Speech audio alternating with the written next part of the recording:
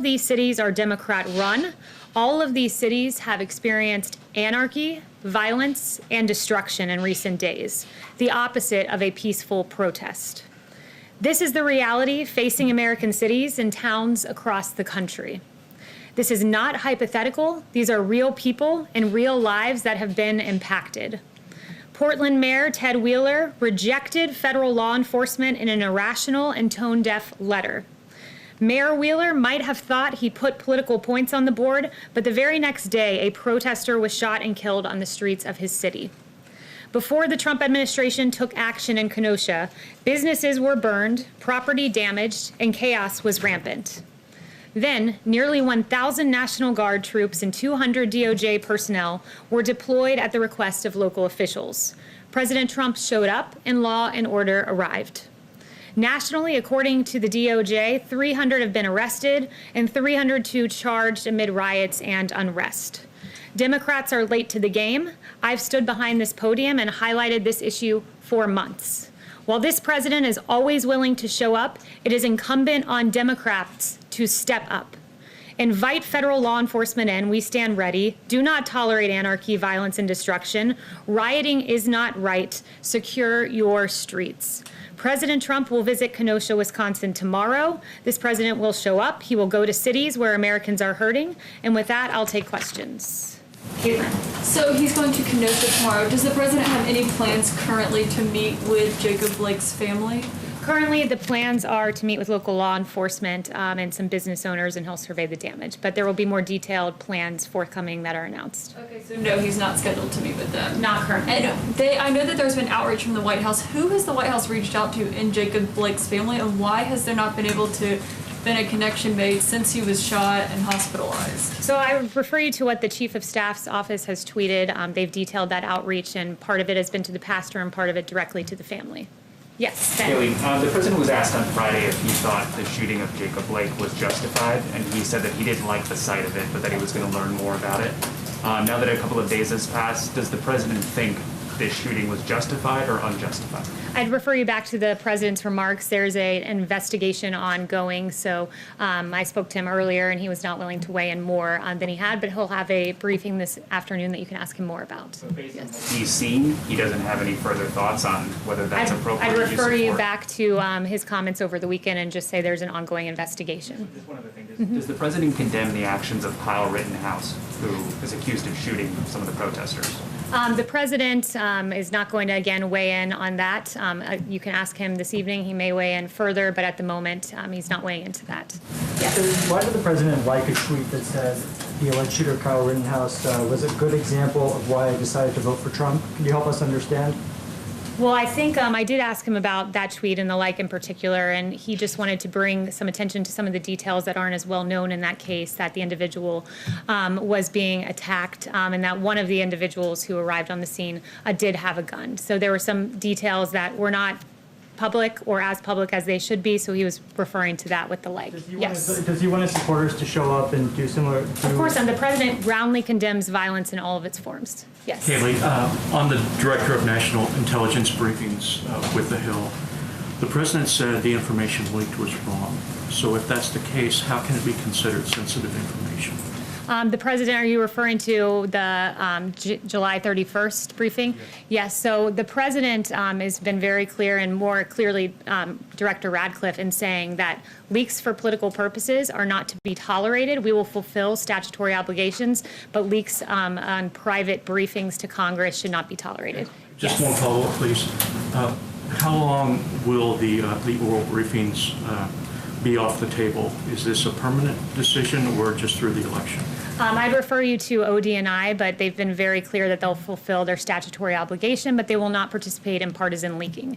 Yes. Thanks, Kayleigh. I have two for you on TikTok. The first is that China has said they're going to require TikTok's parent company to sign off, the government to obtain government sign off on any sale of its U.S. business. Is the White House willing to accept such a sale that's subject to Chinese approval? Negotiations are ongoing on a sale of TikTok, so we are not going to get in the way of those negotiations by providing comment on this. But the administration is committed to protecting the American people from all cyber-related threats to critical infrastructure, public health and safety. And these apps, as I've detailed from the podium before, collect significant amounts of private data on users, which can be accessed and used by the PRC. And that's go ahead. The second question is on the timeline here. There's some confusion among buyers. There was one order that said there would be a 45-day deadline for TikTok to stop transacting business in the U.S., and then another said there was a 90-day deadline for TikTok's owner to divest. So can you just clear that up for the market? What's the actual deadline for the sale? I'd have to check into that, but I'll check in and get back with you about the discrepancy there. Yes, Jen. Kayleigh, thank you. Broadly, what does the president want to achieve by going to Kenosha tomorrow, and what is his or the White House's response to local and state leaders encouraging him not to come at this time? So, two things. First, the president wants to visit hurting Americans. He shows up just like he showed up this weekend in Louisiana and Texas in response to Hurricane Laura. So he wants to show up in the city that's hurting. And also, I think it's just important to note that our federal response, look, in Kenosha and Minneapolis, there was violence on the streets. And literally within 24 hours, you saw a turnaround when federal officials came in. So I think highlighting that the federal government has done a lot in the way of using law and order to create peace, but showing up for hurting Americans is the primary concern. Just to follow up on that, he didn't show up in Portland, where there were also protests that he talked about a lot. Is it not also because Wisconsin is such an important political state? The president's showing up to see hurting Americans. He goes to several states each and every week, and this is another one in a long line of many. Yes. Kayleigh, coronavirus infections have now reached 6 million in the U.S., over 180,000 dead. Why was the president retweeting a report over the weekend that appeared to suggest the death toll was much lower than that? The president's... Do you believe the number is low? The president was referring to a CDC, new information that came out from the CDC that showed that 94% rather of cases of fatalities were not just COVID alone. There was another comorbidity or extenuating matter. So he was just pointing to those numbers, but we're encouraged to see a drop in cases, deaths, hospitalizations, and very encouraged that we have one of the lowest case fatality rates in the world. In fact, ours is 3.1%. EU and UK together is 10.5%. So we're encouraged that our therapeutics are working and saving lives thanks to the hard work of President Trump tearing down bureaucratic barriers. Number, is he trying to downplay the death toll and the No, he toll was this is taking? highlighting new CDC information that came out that was worth noting. Yes. I want to ask you about one of the president's other tweets this weekend. He took a video or retweeted a video of a caravan of people driving into Portland with Trump and American flags flying. He called them great patriots. What about that image does the president see as patriotic? And ostensibly you're talking about people going into a city in which they don't live, presumably to protect property they don't own. What's patriotic about that activity? The president was highlighting that these were good Americans going in to peacefully be a part of a protest and show their voice. And, that's what he was noting by the tweet and highlighting the video, which he routinely does. What about the video of them scuffling, shooting paintballs at people, getting in the mix with people? Is that patriotic activity? I don't think the president's seen that video, nor have I. But if you're going to ask about paintballs, it's incredible that for 90 days I've stood at this podium talking about officers who have been lasers flashed in their eyes in an attempt to blind them, commercial-grade fireworks being thrown at them, a church right out here burning down, the people that were harassed and yelled at, Senator Rand Paul, Dan Bongino, right out here. And you're going to ask me about a paintball video when, in fact, for 90 days we've seen horrific violence by Antifa, a radical anarchist organization. You're going to ask me about a paintball video I've yet to see, and neither is the president. Francesca. I'm going to ask you about it, but you maintain that the people who went into the city to conduct that activity, they are The president's never seen that video. I don't even know if the people that you're referring to were a part of the paintball activity. But look, there's been 90 days of violence from left-wing anarchists. It's incredible that today is the one time you're interested in a violence when it's paintballs and we don't even know who set off these paintballs, but you fail to ask for 90 days about violence from an anarchist organization because it happens to be on the left. Francesca. That's not. Okay, thank you, Kayleigh. Is also traveling this week to Wilmington, North Carolina. He could celebrate the end of World War II in any city in America. So why is he traveling specifically to Wilmington? Why is that the place that he is choosing to designate as the first heritage city site for World War II? And is this related in any way to the fact that North Carolina is considered a must-win state for the president and the fact that absentee by mail voting starts this week on Friday? No, there's not a political purpose in this visit. This president's visiting it to commemorate a great site in American history. Yes. Was it specifically selected then? Yes. Kayleigh, a federal judge in Georgia last week became the latest to rule against the administration denying citizenship to gay couples. The administration denying gay couples citizenship for their children born overseas by a surrogate. Yet the Justice Department continues to appeal these cases. How can the administration claim to be proud of its LGBTQ record when it's litigating against these couples? Yeah, so that pertained to surrogacy, and it had nothing to do with the sexual orientation of the parents. And this administration and president will proudly stand on our record of achievements, like leading a global initiative to end the criminalization of homosexuality throughout the world, launching a plan to end the AIDS epidemic by 2030, and easing a ban on blood donations from gay and bisexual men. But the federal judge has ruled the interpretation of that law is not correct, and that there's statutory and constitutional concerns. Again, for anything further, I'd refer you to the State Department. Yes.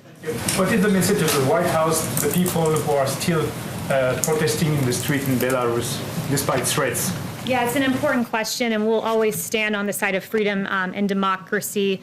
We continue to follow the developments in Belarus closely, and we support international efforts to look independently into electoral irregularities, human rights abuses, and the government crackdown. And the massive number of Belarusians protesting peacefully makes clear that the government can no longer ignore the people's call for democracy, and Russia must also respect Belarus's sovereignty and the right of its people to elect their own leaders freely and fairly. Sorry. Yes. Thanks, Kayleigh. The president at a campaign rally Friday night talked about the possibility of declaring an insurrection over the rioting. Does he believe there's an insurrection going on, and if so, what's holding him back? So the president does not want to invoke the Insurrection Act, which has been used very sparingly. But what he does want is to help these cities where he can. And when you see Kenosha, when federal forces came in, there was peace in Minneapolis. And in both of those cases, it was at the invitation of the governor. So we want to work collaboratively with Democrat mayors and governors. They, after all, do hold the police power as embedded in the Constitution to control their streets. But we, as a federal government, are willing to supplement. You mentioned the person who was killed in Portland last weekend. He was a Trump supporter. Does the president feel like Portland right now is too dangerous for his supporters? Should they stay away from the city? The president believes that people of all ideologies should be able to peacefully protest and not have their lives put at risk, like Aaron J. Danielson, who lost his life. Noteworthy that his suspected killer said he was, quote, 100% Antifa and ready for, quote, war. Unacceptable. Yes. Thanks, Kayleigh. I wanted to follow up on what Catherine was asking about the coronavirus numbers. Given that they're going up, is the president rethinking and urging to reopen schools? And what is the administration's message to parents who might be worried about sending their kids back to class among these rising numbers? So first of all, there's been a drop in cases, deaths, and hospitalizations. In fact, since the peak in July, we saw a 38% decrease in the 7-day average of cases. So numbers are going down. It's paramount that students have the option to go back to school, that parents have a choice to send their kids back to school. And as Dr. Redfield said, CDC director, I think we have to be honest that the public health and interest of students in the nation right now is to get a quality education and face-to-face learning. We need to get on with it and give parents this option. There are a lot of consequences for schools staying closed, and I've walked through a number of those. Yumish. Thanks, Kayleigh. Two quick questions. The first is Kellyanne Conway, sorry for my voice being a little scratchy, but no worries. Kellyanne Conway said the more chaos and anarchy and violence reigns, the better it is for the very clear choice of who's best on public safety and law and order. Does this president, is he rooting for more violence for the political benefit? That's what Kellyanne Conway's quote is suggesting. Democrats say that the president thinks violence works in his political favor. Absolutely not. He is not rooting for more violence in the slightest. And in fact, I would note that under his administration, we saw violent crime nationwide decrease in both 2017 and 2018 after rising during each of the 2 previous years. We're encouraged that Operation Legend is working. In Kansas City, violence has been cut by 1/3. In Indianapolis, we've gotten 49 guns off the streets in 2 weeks that were related to gun violence.